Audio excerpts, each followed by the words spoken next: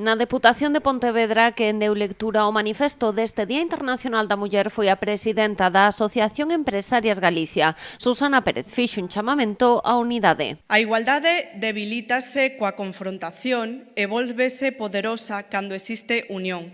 Unión de mulleres e homes, unión de empresa e institucións, unión de empresarias e traballadoras. Parece mentira que aínda hoxe a igualdade sexa un reto e non unha realidade.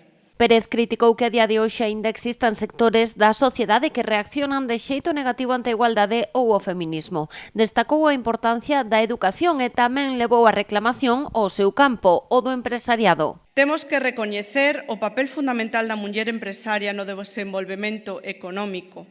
Incorporar todo o talento feminino ás empresas supoñería un aumento de máis de 156.000 millóns de euros no PIB de España, nin máis nin menos que un 8%.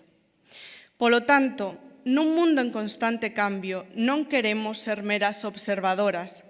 As empresarias somos parte fundamental do cambio. A unidade tamén estivo no fondo da intervención do presidente da Deputación. Luís López sinalou que é o mellor xeito de acadar os obxectivos. Unha xornada, a do Día Internacional da Muller, que debe manter o seu carácter reivindicativo para non esquecer que aínda quedan moitos dereitos que conquistar. É un día, este 8M, para facer un chamamento á unión, porque se esa ponte cara á igualdade a cruzamos xuntos, estou seguro que chegaremos pronto ou antes á meta. Tras as intervencións, o acto pechou coa actuación de Fillas de Casandra. O dúo musical interpretou en directo as súas cancións As Moiras, A veciña do cuarto, Lisistrata e Tataraboa.